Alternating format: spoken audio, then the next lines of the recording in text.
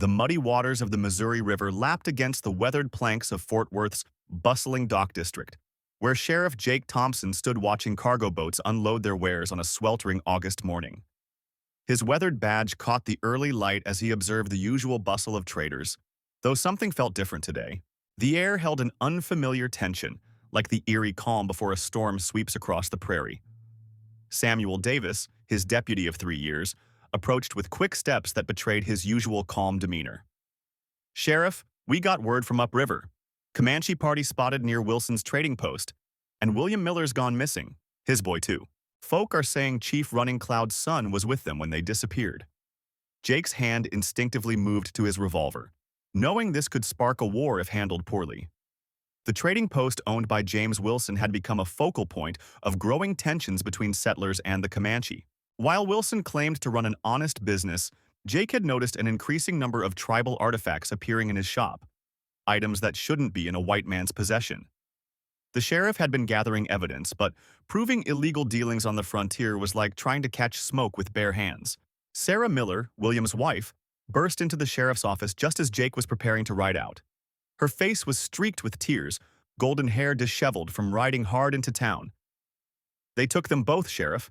My William and little Thomas. They were just fishing by the bend when those savages." She collapsed into a chair, hands trembling.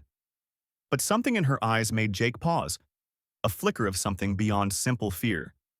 The investigation revealed unexpected layers. William Miller had been seen multiple times meeting secretly with Thomas Johnson, the territory's Indian agent, and Catherine Wilson, James's wife. Jake discovered ledgers hidden in Miller's home showing substantial payments from Wilson's trading post, far more than a simple fisherman should earn. The pieces weren't fitting together like a typical kidnapping. Elizabeth Davis, Samuel's wife and the town's schoolteacher, provided an unexpected breakthrough. She had been teaching English to several Comanche children as part of a peace initiative, including Chief Running Cloud's son. "The boy spoke of white men stealing sacred objects," she told Jake.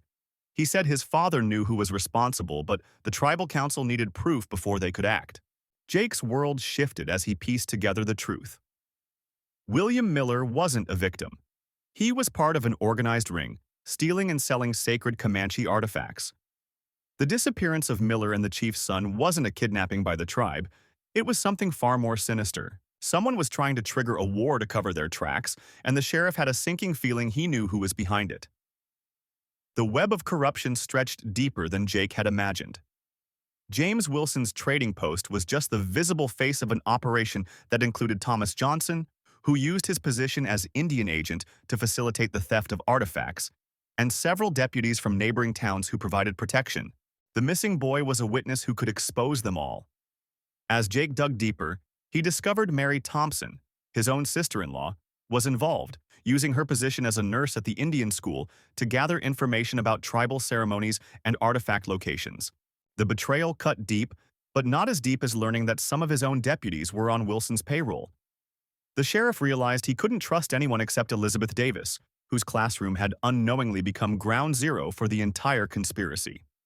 Emma Johnson, Thomas's wife, emerged as an unexpected ally. She had been documenting her husband's suspicious activities, keeping a detailed diary of meetings and overheard conversations. "I married a man I thought was helping these people," she confided in Jake, "but he's been destroying them piece by piece. When Chief Running Cloud's son disappeared, I knew I had to act." Jake studied Emma's diary by lamplight in his office, the pages revealing a web of corruption more extensive than he'd imagined.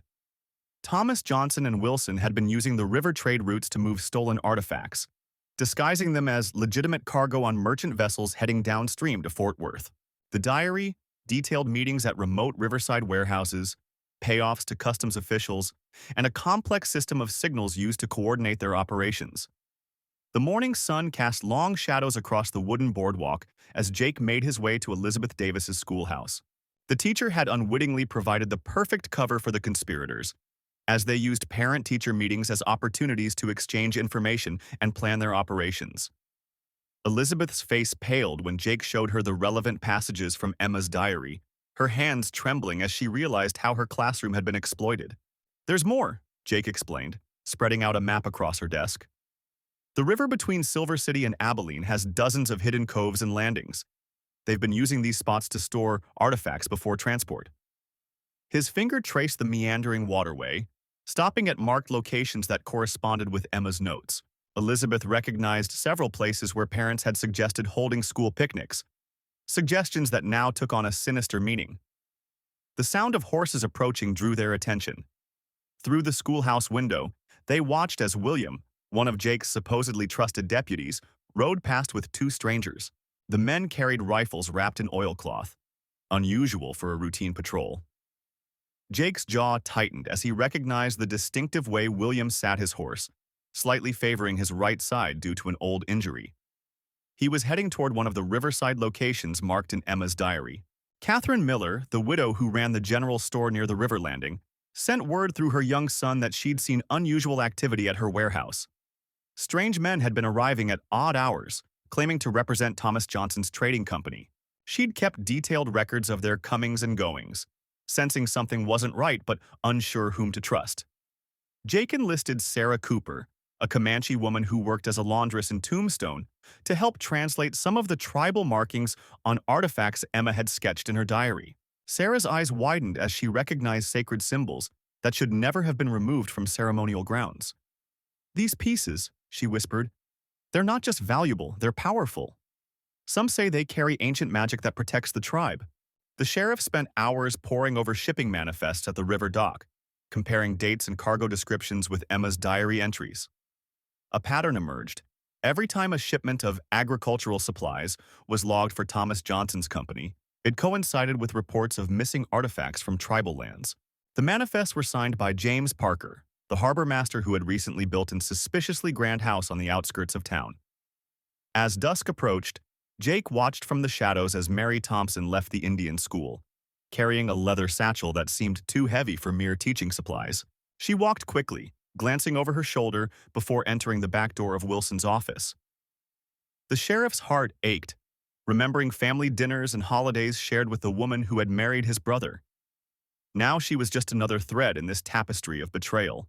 The next morning brought news that Chief Running Cloud's son had been seen near an abandoned silver mine outside Silver City. Jake knew it was probably a trap, but he couldn't ignore the lead. He left Elizabeth with instructions to send word to Emma if anything seemed amiss, and rode out along the river trail, the magical tomahawk strapped securely to his saddle.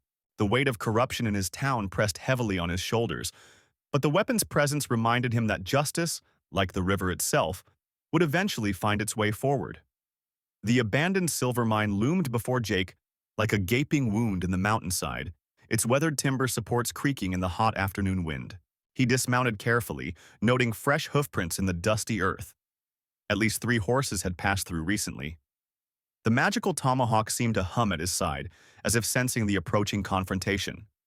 Jake had tracked enough outlaws to know when things didn't add up, and Mary's suspicious behavior back in Silver City was just the beginning of what felt like a much larger conspiracy. Moving quietly along the mine's outer wall, Jake caught snippets of hushed voices echoing from within. He recognized William Wilson's distinctive drawl, confirming his suspicions about the banker's involvement.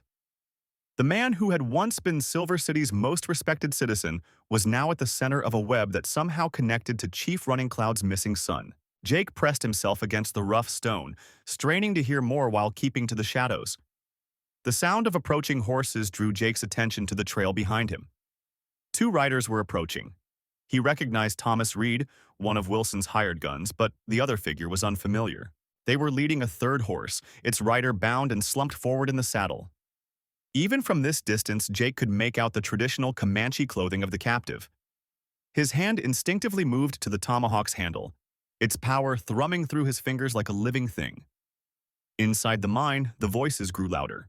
Mary's voice rang out clearly now, arguing with Wilson about payment terms and something about land deeds along the river. Jake's mind raced, connecting pieces of a puzzle he'd been trying to solve for months.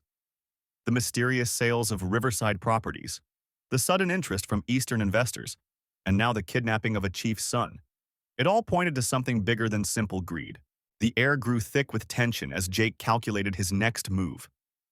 The tomahawk had never failed him, but he was outnumbered and caught between 2 groups of adversaries. Sheriff Jake Thompson stared at the peculiar tomahawk in his hands, its polished stone head gleaming with an otherworldly sheen in the late afternoon sun. The Comanche chief's gratitude for returning his son had manifested in this mysterious weapon, and Jake couldn't shake the feeling that it would prove both blessing and burden. As he sat in his office overlooking the bustling riverfront of Fort Worth, he contemplated how quickly life had changed in the past week. The trading posts along the Trinity River had been thriving, with steamboats bringing goods and travelers daily. But beneath the prosperous facade, Jake had begun noticing disturbing patterns. His deputy, William Davis, had been making frequent trips to the docks at odd hours, and merchants were whispering about protection fees that seemed to have no official source. The Tomahawk hummed faintly in his grip, as if sensing his unease. Sarah Miller, the owner of the Riverside General Store, had approached Jake that morning with tears in her eyes. Her latest shipment of supplies had been inspected by deputies, and half the goods had vanished. When she'd complained to Deputy Davis, he'd simply smiled and suggested she should be more careful with her inventory. The story made Jake's blood boil. This wasn't the law enforcement he'd sworn to uphold. The web of corruption began unraveling when Thomas Johnson, a riverboat captain, secretly showed Jake his ledger. It detailed systematic theft and extortion running through the sheriff's department, reaching all the way to Silver City upstream. But the most shocking revelation was the name at the center of it all: Samuel Wilson, the regional marshal who'd appointed Jake as sheriff just 6 months ago. Jake had trusted Samuel Wilson like a father, looking up to the distinguished lawman who'd brought order to the frontier. The betrayal cut deep, making him question everything he thought he knew about justice in the territory. The tomahawk seemed to grow warmer in his hands, its edge catching the light with an almost eager glint. He knew he couldn't face this alone. That evening, Elizabeth Thompson, Jake's wife and the daughter of a Cherokee medicine man, studied the tomahawk with knowing eyes. "This is old magic," she whispered, tracing the intricate carvings on the handle. "It chooses its moments, husband. Use it wisely." Her words carried the weight of generations of indigenous wisdom, reminding Jake that some forces went beyond simple law and order. The first test of the tomahawk's power came sooner than expected. 3 of Deputy Davis's men cornered Jake in a dark alley behind the saloon, iron stars glinting in their hands. Without thinking, Jake threw the tomahawk at the lead attacker. It curved impossibly through the air, knocking the weapons from all 3 men's hands before returning to Jake's grip like a faithful hound. Catherine Davis, William's wife, secretly met Jake the next day at the abandoned mill upstream. Her conscience had finally broken under the weight of her husband's crimes. She revealed how William and Samuel had been using the river trade to smuggle stolen goods and weapons to renegade bands causing trouble with the Comanche, profiting from both sides of the conflict they'd helped create. The pieces fell into place when James Miller, Sarah's brother and a former Army scout, brought news from Abilene. The same pattern of corruption had destroyed that town's river trade, with Marshal Wilson's men squeezing merchants until they abandoned their businesses. The systematic destruction of legitimate commerce was making way for Wilson's illegal operations to thrive. As Jake pieced together the evidence, he realized the tomahawk hadn't just been a gift. It was a tool of justice meant to restore balance to both worlds, white and native. The Comanche chief had known what he was doing, choosing Jake as the instrument of that justice. The weapon's magic wasn't just in its aim, but in its ability to reveal truth and cut through deception. Emma Wilson, the marshal's daughter, found Jake late one night, her face streaked with tears. She'd discovered her father's private ledgers, detailing years of corruption and violence. The shame of her family's legacy had driven her to seek redemption. She offered to help Jake expose the truth, though it would mean betraying her own blood. The next morning, William Davis was found dead in his office, a familiar-looking throwing star buried in his throat. Jake knew he hadn't done it, but the tomahawk in his hand seemed to hum with satisfaction. The web of corruption was beginning to unravel on its own, as if the very forces of nature were turning against those who'd abused their power for so long. The river brought whispers faster than any horse could carry them. By sundown, word of William Davis's death had spread through every saloon and trading post along the muddy banks. Jake stood at the window of his office in Tombstone, watching the steady flow of flatboats and barges that kept the lifeblood of commerce flowing between the settlements. The tomahawk at his hip seemed to pulse with an otherworldly energy, as if sensing the gathering storm. Emma had taken refuge in the back room of Sarah Cooper's general store, knowing her father's associates would be looking for her. The ledgers she'd brought to Jake revealed more than just her father's corruption. They pointed to a vast network of bribes and extortion reaching all the way to Fort Worth, where Marshal Thomas Reed controlled the river trade with an iron fist. The morning brought James Anderson, a weathered riverboat captain who'd been paying protection money for years. His calloused hands shook as he laid out a map showing the secret landing spots where Reed's men collected their illegal dues. "They killed my brother last spring," he said, voice thick with grief. "Said it was river pirates, but I knew better. It was because he threatened to talk." Jake studied the patterns emerging from Emma's ledgers and Anderson's testimony. The corrupt officials weren't just taking bribes, they were systematically destroying anyone who tried to run honest trade operations. The river itself had become their weapon, used to isolate and control those who depended on it for survival. 3 days later, in Silver City, Jake met with Catherine Brooks, a widow whose husband had been another of Reed's victims. She ran a small trading post that had somehow survived the marshal's attempts to force her out. The Tomahawk had led him there, its ancient magic drawing him to those who held pieces of the truth. Catherine's young son played with wooden boats by the counter, unaware of the danger his mother faced. The pieces were falling into place, but Jake knew confronting Reed directly would be suicide. The corrupt marshal had too many armed men, too much power. But the Tomahawk showed him another way, the Comanche way. Like water wearing a waystone, he would need to be patient, strategic, letting the truth erode Reed's foundation of lies. Emma proved invaluable, using her knowledge of law enforcement operations to help Jake map out the network of corruption. Her father's death had freed her to act, though the pain of his betrayal still haunted her eyes. Together, they began gathering evidence and allies among the riverfolk who'd suffered under Reed's regime. The Tomahawk's magic manifested in subtle ways.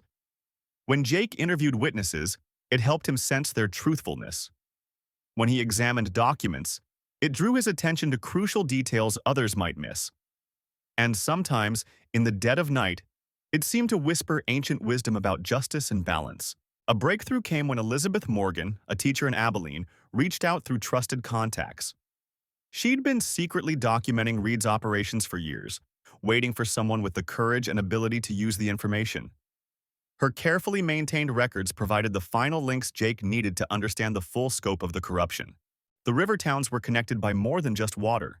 They were bound by a shared suffering under Reed's control. As Jake moved between them, gathering evidence and building trust, he felt the power dynamics beginning to shift. The Tomahawk's influence spread like ripples on the water, touching lives and awakening hope in those who'd lost it. But Reed wasn't blind to the threat. His men began appearing in greater numbers, watching, intimidating.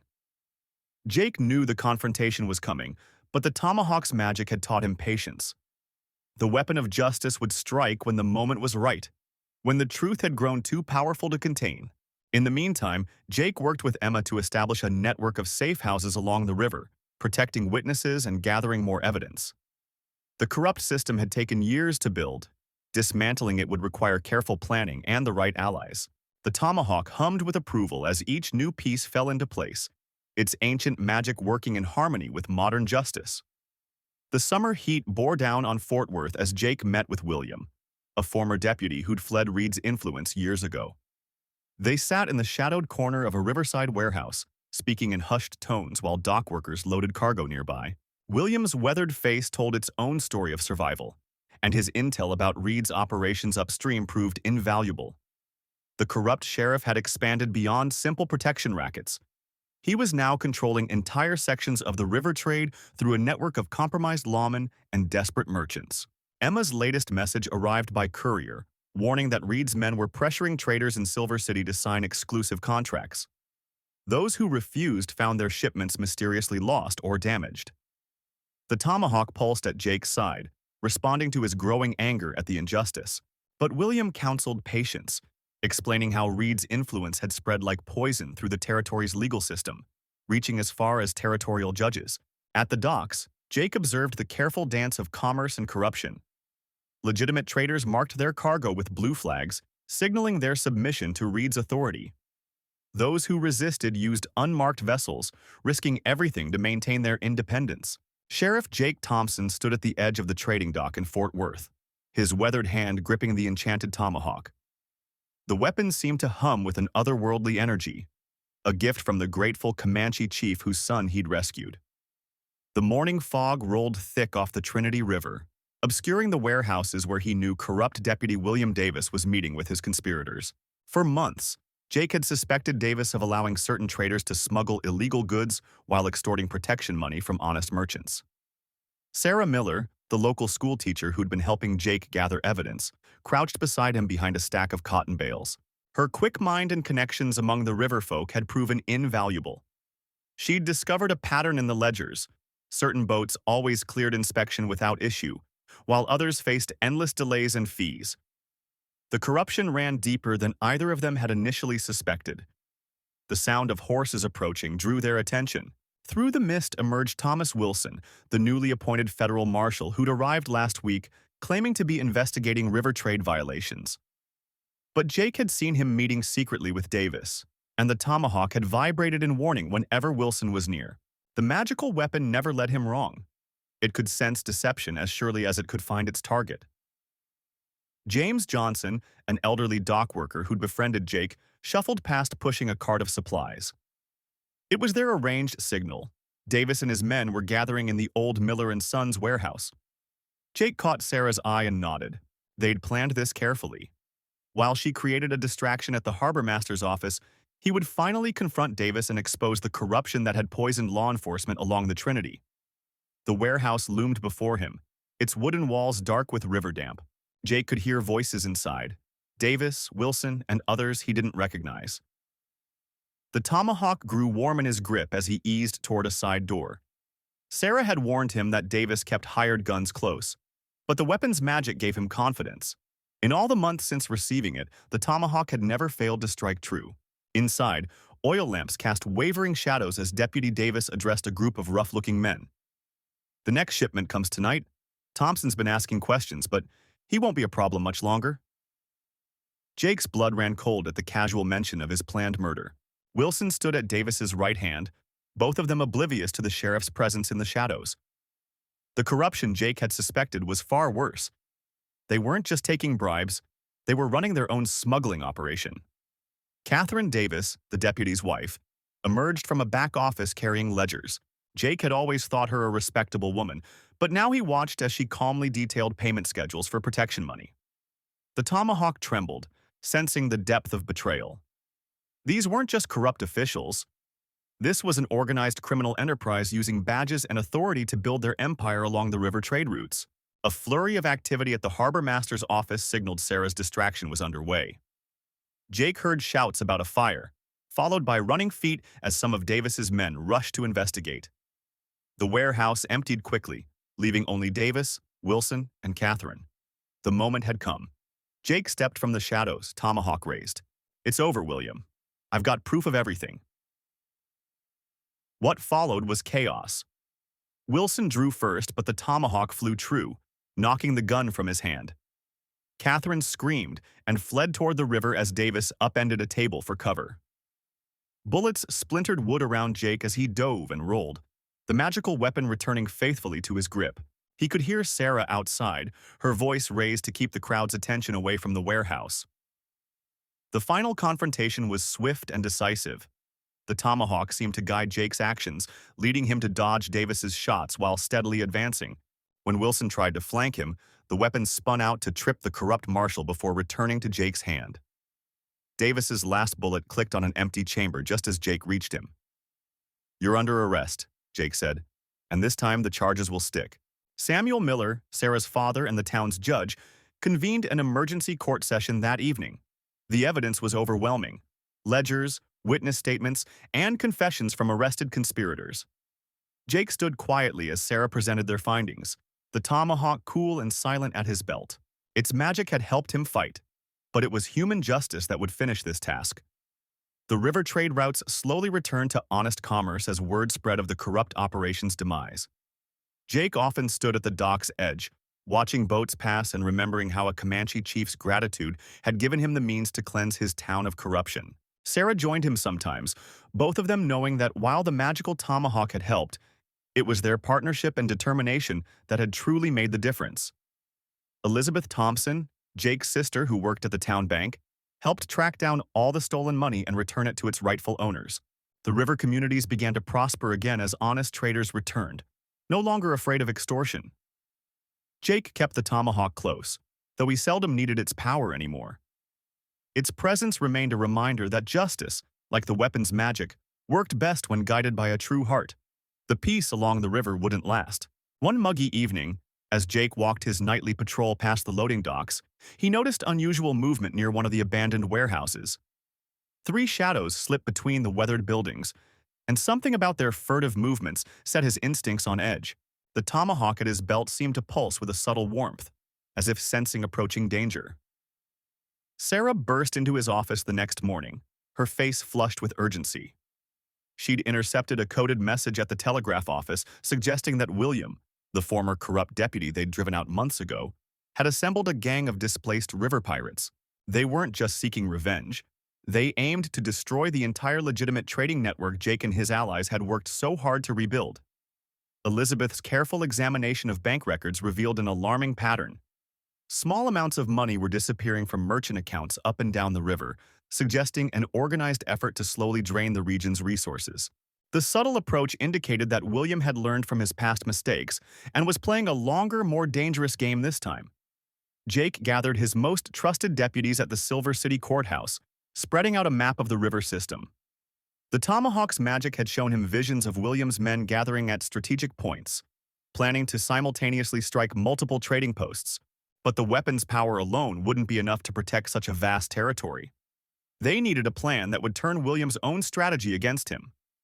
Sarah proposed using the river itself as their ally. She had built a network of trusted boat captains who could carry messages faster than William's riders could travel between outposts. Elizabeth offered to coordinate with banks in Tombstone and Fort Worth, creating a financial trap that would expose William's entire operation once he tried to move or spend the stolen money. The tension built over several days as Jake and his team set their trap. The Tomahawk's magic grew stronger, almost humming with anticipation. Jake knew William would be expecting the direct approach, the magical weapon that never missed its mark. But this time, the sheriff planned to prove that justice could work through more subtle means than pure force. When William's gang finally struck, they found their carefully planned raid transformed into chaos. Boat captains had evacuated valuable cargo, leaving worthless decoys in their place. Bank transfers were blocked before they could be completed. And in each location, law enforcement was waiting, having been warned through Sarah's messenger network. The final confrontation came not with violence, but in the Abilene Bank where William had hoped to consolidate his stolen gains. Jake stood in the doorway, Tomahawk at his side, as Elizabeth calmly presented ledgers proving every illegal transaction. The weapon's magic remained untapped. The true power had been in the community's united stand against corruption. William's face showed first confusion, then defeat, as he realized how completely his plan had unraveled. The river pirates, seeing their leader's scheme exposed, began turning on each other, each trying to negotiate their own surrender. Jake's sister Catherine, who'd been quietly gathering evidence in Fort Worth, arrived with final proof linking William to crimes across 4 territories. In the aftermath, Jake reflected on how differently this battle had been won compared to their first confrontation with William's corruption. The Tomahawk hung quiet at his belt, its magic unneeded in the face of human cooperation and intelligence. Sarah joined him on the dock, watching the now peaceful river traffic, and they discussed how the real power of justice lay not in weapons, magical or otherwise, but in the bonds between honest people working together. The river communities emerged stronger than ever, having learned to protect themselves through unity rather than force. Jake kept the tomahawk as a symbol of his oath to protect the innocent, but its greatest gift had been teaching him that true justice flows like the river itself. Unstoppable, not because of any single power, but because of the countless drops of water moving together toward a common goal. The townsfolk of Fort Worth gathered at the river's edge as Sheriff Jake Miller strode purposefully toward the corrupt Deputy William Thompson, the magical tomahawk gleaming at his hip. The weapon's turquoise inlays seemed to pulse with an otherworldly energy that matched the tension crackling through the humid morning air. After discovering Thompson's involvement in a scheme to steal Comanche children and sell them downriver, there would be no peaceful resolution. Thompson stood flanked by his conspirators, the crooked merchant Samuel Davis, and two hired guns who'd been posing as legitimate traders. Behind them, the massive paddle-wheel steamer River Queen loomed ominously, its smokestacks belching black clouds into the Texas sky. Jake knew there were more kidnapped children hidden in the cargo hold, including several from prominent Fort Worth families. "It ends here, William," Jake called out, his voice carrying across the muddy shoreline. "We found your ledger detailing every sale, every innocent life you've destroyed. The ranger captain is riding in from Abilene with arrest warrants." The Tomahawk seemed to hum against Jake's leg, as if sensing the coming confrontation. The gift from the grateful Comanche chief had never led him astray. Thompson's face twisted into an ugly sneer as he drew his revolver. "You're a fool, Miller. This business is bigger than you know. We've got judges and politicians in our pocket all along the Mississippi. One backwater lawman won't change anything." His hired guns spread out, hands hovering near their holsters. The gathered crowd quickly scattered for cover behind cotton bales and cargo crates. Catherine Wilson, the schoolteacher who'd first noticed the missing children and brought her concerns to Jake, stood resolutely on the boardwalk above. Her presence reminded Jake of all that was at stake, not just justice, but the very soul of the frontier. The corrupt forces trying to turn the West's mighty rivers into highways of human suffering had to be stopped. The first shot came from Samuel Davis, but the tomahawk was already flying from Jake's hand before the merchant could properly aim. The mystical weapon curved impossibly through the air, striking Davis's gun and continuing on to knock Thompson's revolver away before returning to Jake's grasp.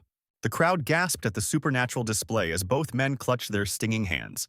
"Mary, now!" Jake shouted. Right on cue, Mary Thompson, the deputy's wife who'd secretly been helping Jake gather evidence, appeared on the steamer's deck with the rescued children. She'd used the distraction to free them while Jake confronted the conspirators. The sight of the children emerging into the sunlight drew cheers from the townspeople. Thompson howled in rage at his wife's betrayal and lunged for a fallen pistol. But Jake's tomahawk found its mark again, striking him square in the chest with the blunt end. The corrupt deputy crumpled to the ground as his hired guns, seeing their odds deteriorating, threw down their weapons and raised their hands in surrender. The aftermath brought sweeping changes to Fort Worth's river trade. Jake and Mary Thompson testified before a federal judge, exposing the entire trafficking network. Catherine Wilson established a school for rescued Native American children, teaching them to bridge both worlds while preserving their heritage.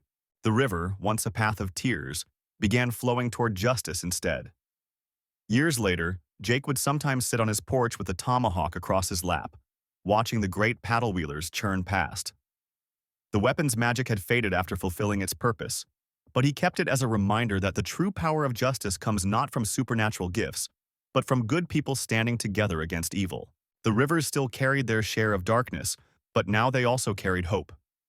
Local legend grew around the tale of the lawman with the magical tomahawk, though few knew the full truth. Jake let them talk, knowing the story served a greater purpose. It reminded people that corruption could be fought, that justice could prevail even against powerful odds. The West was changing, but some truths remained as constant as the flowing water.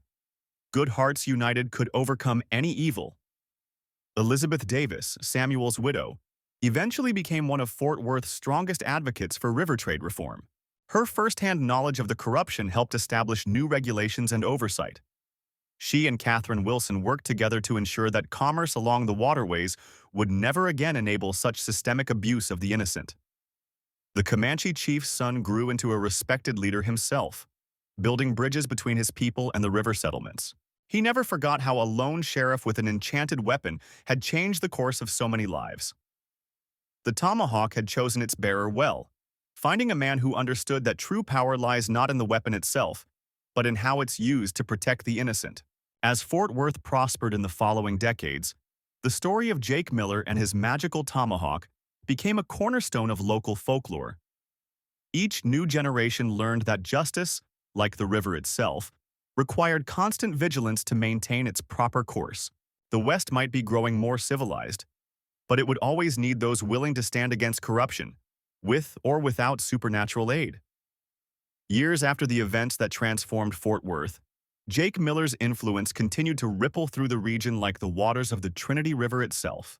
The magical tomahawk hung above his fireplace, its gleam undimmed by time, a reminder of both justice served and promises kept. Though he'd been offered positions of greater prominence, Jake remained the steadfast sheriff of Fort Worth, believing that true change happened at the community level.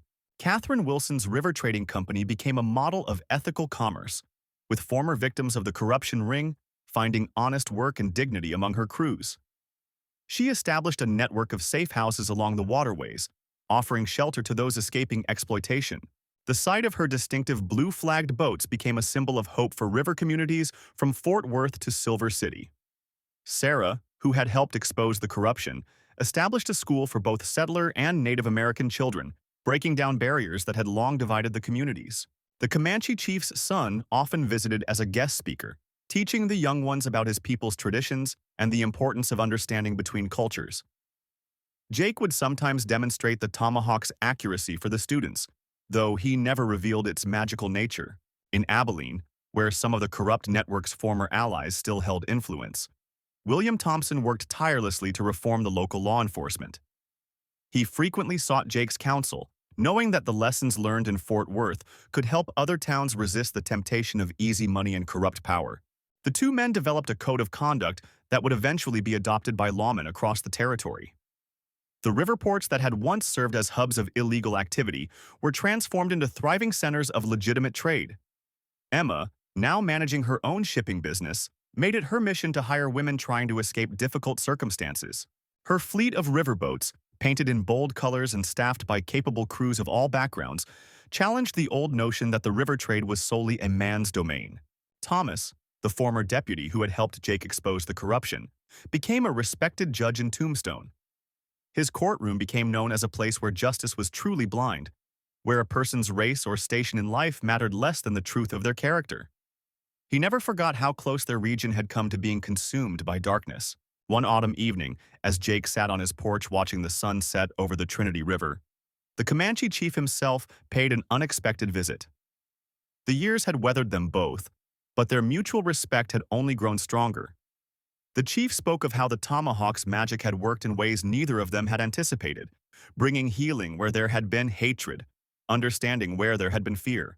The chief's son, now a tribal leader himself, had established regular trading councils that brought together merchants from all communities. These gatherings, held seasonally along the river, became celebrations of diversity rather than sources of conflict. Jake attended them all, the tomahawk at his side, more as a symbol of friendship than a weapon.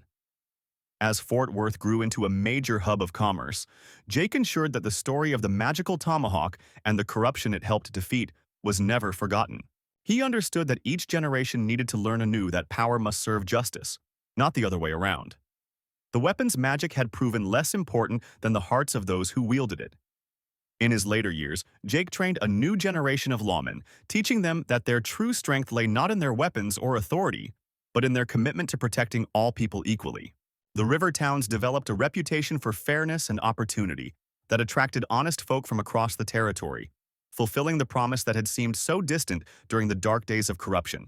The magical tomahawk's legend grew, but those who knew the truth understood that its real power had been in inspiring people to stand together against injustice. The Comanche chief's gift had changed not just one man's life, but the very fabric of frontier society, proving that the most powerful magic of all was the transformation of human hearts.